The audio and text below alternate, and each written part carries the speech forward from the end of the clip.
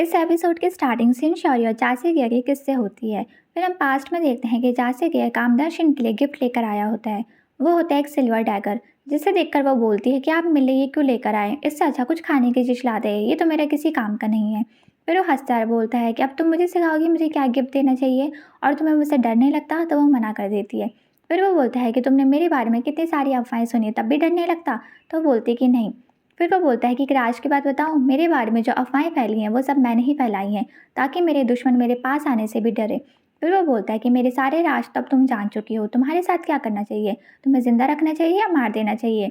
वो उसके साथ मजाक कर रहा होता है, फिर वहाँ से चला जाता है। वो बोलती है कि आज फुल मून है, ये मुझे किसी की याद दिला रहा है। तो चाचे के बोलते हैं किसकी याद दिला रहा है, कहीं तुम्हारा पास्ट लवर तो नहीं था, मेरा दिमाग खराब मत करो। तो वो बोलती है चाचे क्या, तुम्हारे चेहरा देख के मुझे ऐसे लगता है कि तुमने पहले बहुत लड़कियों के दिल तोड़े होंगे। अपने हाथ से उसका चेहरा पकड़ती है और उसका चेहरा देख रही होती है, तभी उसके कंधे में सो जाती है। फिर चाचा के बोलता है तुम कैसे सो सकती हो, अभी तुमने मेरा दिल इतनी जोर से धड़का दिया और तुम सो गई, ऐसे कैसे हो सकता है। अगली सुबह जब वो उठती है तो देखती है पता नहीं कौन सी जगह में। चाचा की भी उठता है तो उसका फ़ोन डेड हो चुका होता है। फिर वो उसके पास आता है और बोलता है कि तुम ही बोली थी ना कि मुझे आइलैंड में जाना है, चलो। फिर वो बोलती है कि ये कौन सा आइलैंड है, हम यहाँ क्यों आए, यहाँ कोई क्यों नहीं दिख रहा। तो वो बोलता है ये डेजर्टेड आइलैंड है। उसके बाद वो बोलता है अब यहाँ कोई नहीं आएगा, यहाँ कोई नहीं रहता है, हम दोनों को यहीं शादी कर लेनी चाहिए, बच्चे कर लेने चाहिए, और मुझे तुम्हारा हस्बैंड बन जाना चाहिए। फिर वो बोलती है तुम पागल हो गए हो। उधर उसका जो असिस्टेंट होता है वो उसकी लोकेशन ट्राई करने की कोशिश कर रहा होता है। फिर हम देखते हैं उन्हें कोई लोग मिल जाते हैं, वो उन्हें अपने साथ बोट में दूसरी तरफ लेके चले जाते हैं। जब वो वहाँ जाते हैं, वहाँ के लोग सिन शौर्य को किम दो हाँ समझ रहे होते हैं, बहुत ज़्यादा खुश हो रहे होते हैं और उसके साथ सेल्फीज़ खिंचवा रहे होते हैं। उसके बाद उसे खाने के लिए ऑयस्टर्स भी देते हैं, वो बहुत ज़्यादा खुश हो जाती है। उधर चासेगी का असिस्टेंट सीसीटीवी फुटेज चेक करता है और देखता है उसे कार में जाते हुए। फिर वो बोलता है कि इन्होंने तो दारू पी हुई थी, कहीं इनके ऊपर केस ना हो जाए। तो वो लोगों को बोलता है कि सीसीटीवी फुटेज कॉन्फिडेंशियल ही रखना। फिर वो वहाँ आइलैंड में पहुँच जाता है। चासेगी को बोलता है कि आपने कल दारू पी थी और आप यहाँ पे ड्राइव करके आए। तो वो मना कर देता है, वो बोलता है कि मैंने दारू नहीं, मैंने पानी पिया था। उसके बाद हम देखते हैं कि उसेन शौरी को बोलता है कि अब मुझे जाना होगा, तुम यहाँ पर अच्छे से रहना और अपना इंटरव्यू और जो भी शूट है सब अच्छे से करना और अपना ख्याल रखना। मुंडो का असिस्टेंट आके उसको बताता है कि जो मोचैंग ग्रुप है वो चैसेगे के साथ कोलैब कर रहे हैं और सुनने में आया है कि वो शादी भी कर सकते हैं। चाचा के दोनों आंटी बैठी होती है, तभी वहाँ पर तेही आ जाती है और उसकी जो दूसरी आंटी होती है उसको देख के बहुत ज़्यादा खुश होती है। फिर वो बोलती है कि तुम इसकी साइड कब से लेने लग गई। तो वो बोल रहे हैं जहाँ पे हमारा फ़ायदा हो हमें उसी तरफ जाना चाहिए। तभी उसकी जो दूसरी आंटी होती है वो किसी को कॉल करके बोलती है कि मेरा ये काम कर दो, मुझे इस लड़की के बारे में इन्फॉर्मेशन ला के दो। फिर वो एयरप्लेन में होते हैं कि वहाँ पे न्यूज़पेपर में भी उनकी जो कोलैबोरेशन है उसकी न्यूज़ आ जाती है। तो उसका असिस्टेंट उसको दिखाता है कि मूचैंग ग्रुप हमारे साथ कोलैब कर रहे हैं। उधर हम देखते हैं कि उसका इंटरव्यू हो रहा होता है, वो बहुत अच्छे-अच्छे आंसर्स दे रही होती है, सब लोग उसको देख के बहुत ज़्यादा खुश हो रहे होते हैं। चाचा की अपने असिस्टेंट को बोलता है कि सिंशौरी की जितनी भी पिक्स होंगी पहले मुझे दिखाना, मैं उन्हें फाइनलाइज़ करूँगा। फिर वो बोलता है कि आप दोनों का कुछ चल रहा है, तो बोल रहा है तुम्हें क्या लगता है? तो वो बोल रहा है कि यार म्यूचुअल है। तो वो बोलता है ये तुम अपने काम से काम रखो, और वो वहाँ से चला जाता है। उधर हम उसकी आंट को देखते हैं, वो सिंशौरी की पिक्स देख रही होती हैं और वो उसकी जो बोर्डिंग होम है वहाँ पहुँच जाती है। वहाँ पर उसका लैंडलॉर्ड आ जाता है, वो उससे पूछती है कि ये लड़की कहाँ रहती है। तो वो बोलता है यहाँ पे गाड़ी पार्क करना मना है, वहाँ से चली जाती है। उधर हम मुंडो को देखते हैं जो किसी के साथ बैठा होता है। तभी वहाँ पर उसका असिस्टेंट आके उसे बताता है कि जासे किया है उसने उस नर्स के बाहर पुलिस सिक्योरिटी रख दी है। फिर हम देखते हैं कि जासे किया नर्स को देखने गया होता है, वो अभी भी कोमा में पड़ी हुई होती है। फिर वो सोच रहा होता है कि ये सब किसने किया होगा। तो उसका जो दोस्त होता है वो बोलता है मुझे माफ़ करना, मेरी क्लिनिक में तुम्हारे साथ ये सब हुआ। सिंशौरी और उसका जो असिस्टेंट है गुआंगनाम, वो भी आ चुके होते हैं। गुआंगनाम उसको बोलता है कि वहाँ होटल वाले ने तुम्हारे लिए गिफ्ट दिया है। जब उसे खोलती है उसमें थैंक यू लिखा होता है, कुछ खाने की चीज़ होती है। तो बोलती है ये भी कोई गिफ्ट हुआ, इससे तो मुझे कोई मेमोरीज ही नहीं है। फिर वो दो पत्थर उठाती है, उसने जो समुद्र से उठाए थे उन्हें देख के वो बोलती है मेरी मेमोरी टोकन है। और वो एक वो होती है और दूसरा चासे गया होता है। फिर वहाँ पे तभी उसकी आंटी आ जाती है। उसकी आंटी उसको देखती है कि तुम क्या सिंशौरी हो। चाची यासिन शौरी के बारे में ही सोच रहा होता है कि कैसे ना उसके गाल पकड़े थे या उसको देख रही थी। फिर उसके बाद वो बोलता है कि क्या वो सो गई होगी, मुझे उसे मैसेज करना चाहिए। फिर वो बोलता है कि नहीं मुझे नहीं करना चाहिए। जब वो नहा के वापस आता है तो उसको तेही का कॉल आता है। तेही उसे बोलती है कि मैं तुम्हारे पास आ रही हूँ। तो उसको मना कर देता है, वो बोलता है मैं थोड़ा बिजी हूँ, तुम यहाँ पे नहीं आ सकती। चासेगे की आंसिन शौरी को बोलती है कि मैं चासेगे की आंटी हूँ। तो वो बोलती है कि अच्छा, तो आप यहाँ पे क्या करने आई हैं। तो वो उसको बोलती है कि मैं तुम्हें कुछ देने आई हूँ। वो एनवलप पकड़ाती है।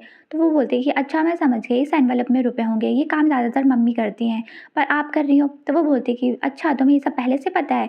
तो वो उसको बोलती है कि मैं चाची को नहीं छोड़ूंगी। तो उसकी आंटी बोलती है हाँ मैं यही तो चाहती हूँ कि तुम चाची को ना छोड़ो, तुम उसके साथ चिपक के रहो। तो बोलती है क्या आप ये सब क्या बोल रही हो, आप मतलब ये नहीं चाहती कि मैं चाची से दूर रहूँ। तो उसकी आंटी बोलती नहीं, मैं ये चाहती हूँ कि तुम चाची के साथ ही रहो। लैंडलॉर्ड देखता है कि इस औरत ने फिर से अपनी गाड़ी यहाँ पे पार्क कर दी है, पार्क करने की जगह नहीं है और उसकी गाड़ी टोल करा देता है। उसके बाद जैसे ही वो सेंचुरी उसको भगा देती है, जैसे वो नीचे आती है तो देखती है मेरी कार कहाँ गई? वहाँ पर उसकी एक रिसीट रहती है और उसको देख के उसको बहुत ज़्यादा गुस्सा आता है।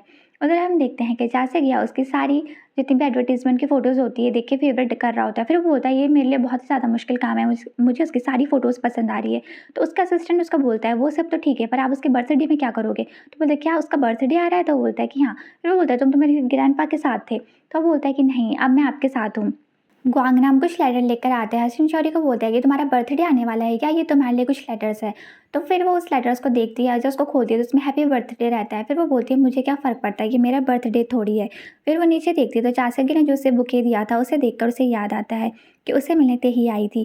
तेही उसे बोलती है कि मेरी और चासगी की अब शादी होने वाली है तो तुम मुझसे दूर रहो। फिर उसे पास्ट की याद आती है कि जब वो बैठी हुई होती है उस सिल्वर डैगर के साथ, तभी कुछ औरतें बात कर रही होती है और वो बोलती है कि जो हमारे मास्क्ड प्रिंस है उनकी शादी होने वाली है। और ये सुन के उसे बहुत ज़्यादा रोना आता है। वो बाहर जाती है, उसका दिया हुआ जो गिफ्ट होता है उसको नीचे फेंक देती है और बहुत ज़्यादा रोती है।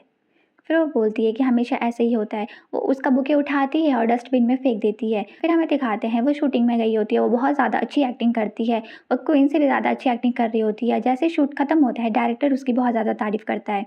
फिर वो उससे बोलता है कि तुम इतनी अच्छी एक्टिंग करना कहाँ से सीख गई? उधर ते ही डायरेक्टर के पास जाती है और बोलती है कि आप ऐसे कैसे कर सकते हो? आप उसकी ऐसे तारीफ़ क्यों कर सकते हो? उसने सीन ख़राब कर दिया था। तो डायरेक्टर उसको बोलता है कि उसने कोई सीन ख़राब नहीं किया, सब कुछ सही चल रहा था। फिर हम देखते हैं कि तेही बहुत ज़्यादा गुस्से में होती है, वो किसी सैलून में आई होती है। फिर बोल रही होती है कि उसका वो जो भी बॉयफ्रेंड है, ग्वांगनाम या ग्वांगसम क्या नाम है उसका, जो भी नाम है उसका, वो भले ही बहुत अमीर हो, पर उसका ये मतलब तो नहीं कि वो हर जगह से इंश्योरी अपनी ही मर्ज़ी चलाए।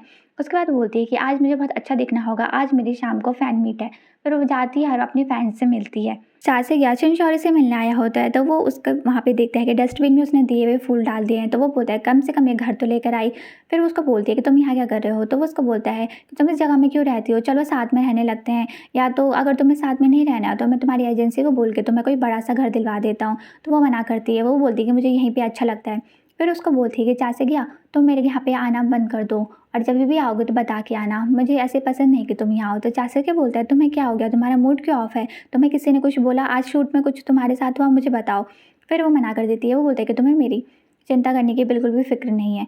फिर वो उसको बोलती है कि तुम यहाँ मत आया करो, मैं अगर अपनी लाइफ में कभी किसी इंसान को चाहूँगी भी तो वो तुम नहीं होंगे। फिर वो वहाँ से चली जाती है, चाचा को बहुत बुरा लगता है। उधर हम देखते हैं कि मुंडो का असिस्टेंट उसको बता रहा होता है कि जेजू आइलैंड में चासेकिया के ऊपर ऐसा केस हुआ था कि वो दारू पी के गाड़ी चला रहा था और एक लड़की को भी बैठा रहा था। फिर बाद में पता चला कि उसने दारू नहीं पी थी, उसने पानी पिया हुआ था। फिर मुंडा बोलता है ये बात तो हमें पता है पर बाकी लोगों को थोड़ी ना पता है। तुम एक काम करो, इस न्यूज़ को जब उसका एड कैंपेन शूट हो जाएगा पूरा तब इसको बाहर लेकर आ जाना। एड कैंपेन पूरा हो चुका होता है, सब जगह छिंदछौरी के पोस्टर्स लगे होते हैं, सब लोग उसकी बहुत तारीफ़ कर रहे होते हैं। वहाँ मीटिंग भी होती है ऑफिस में, वो लोग बोलते हैं कि इसको हमारा पॉजिटिव रिस्पॉन्स आ रहा है। फिर वो बोलते हैं कि हमारे स्टॉक मार्केट भी सही चल रहे हैं। उसकी दादी उसके बर्थडे के लिए सीविड खरीद रही होती है कि उसके लिए सूप बनाने के लिए, पर तभी वहाँ पर एक औरत आके बोलती है कि तुम दोबारा से खरीद लियो, तुमने मुझसे तो ये खरीद लिया था। फिर वो बोलती है अच्छा मैंने खरीद लिया था, तो वो वहीं पर रख देती है और जा रही होती है तभी उसे चक्कर आ जाती है, वो गिर जाती है और उससे हॉस्पिटल लेकर चले जाते हैं। फिर हॉस्पिटल से सिंशौरी को कॉल आता है तो वो भागते हुए अपनी दादी को देखने चली जाती है। असिस्टेंट होता है वो बार बार चासिका को कॉल कर रहा होता है कि बाहर मत जाओ, चासिका क्योंकि बाहर गया होता है। जैसे वो ऑफिस में वापस आता है तो वहाँ पे सारे के सारे मीडिया वाले आए होते हैं और उसको बोल रहे होते हैं कि आपने क्या शराब पी के गाड़ी चलाई थी, क्या आप एक लड़की को लेके जा रहे थे? तो वो बोलता है मैं इन सब के बारे में तुम्हें बाद में बताऊंगा। फिर वो ऑफिस में आता है तो सारी न्यूज़ देख रहा होता है जो भी सर्कुलेट हो रही होती है। फिर वो बोलता है ये सब किसने किया? तो वो बोलता है पक्का मुंडो ने किया होगा। तो उसका असिस्टेंट उसको बोलता है कि क्यों ना हम सिंशौरी को बुला ले, फिर वो सबको बता देगी कि आपने शराब नहीं पी थी। फिर वो बोलता है कि नहीं, हमें उसको इस सब चीज़ों में नहीं धकेलना चाहिए। उधर हम देखते हैं कि सिंशौरी दादी के पास जाती है तो दादी उसको बोलती है कि मैंने तुम्हें डरा दिया। तो वो मना करती है, वो बोलती है कि तुम ठीक से खाना नहीं खाती इससे तुम्हें चक्कर आते रहते हैं। फिर डॉक्टर सिंशौरी को बताते हैं कि उनको अल्जाइमर भी है। फिर दादी उसको बोलती है कि तुम्हें पता है मैंने तुम्हारा नाम श्योरी क्यों रखा था? क्योंकि मेरी लाइफ में कुछ भी नहीं था, मैं बहुत दुख दुख में थी, तब तुम मेरी ज़िंदगी में आई, इसलिए मैंने तुम्हारा नाम श्योरी रखा है।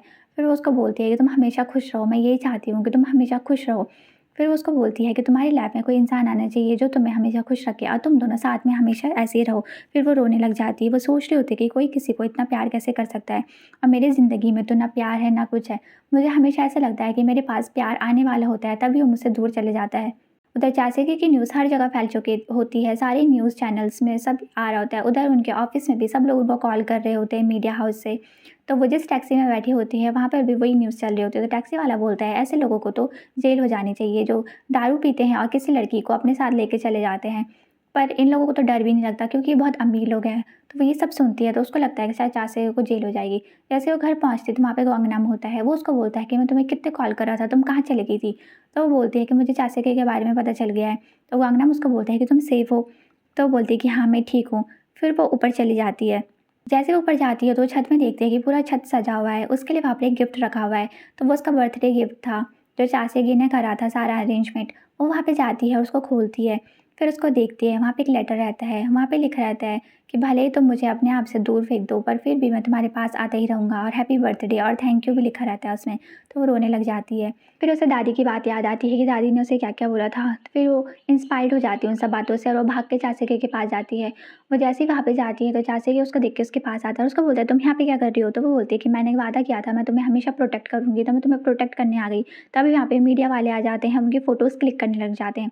चाचे अपना कोट ऊपर करता है उसका मुँह छुपाने के लिए।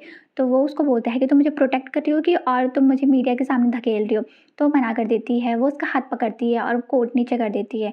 वो बोलती है कि अब मैं तुम्हें प्रोटेक्ट करूँगी और जब तक तुम मेरे साथ हो मुझे कुछ नहीं हो सकता। वो दोनों एक दूसरे को देखते ही रह जाते हैं और ये एपिसोड यहीं पर ख़त्म हो जाता है। मिलते हैं नेक्स्ट एपिसोड में।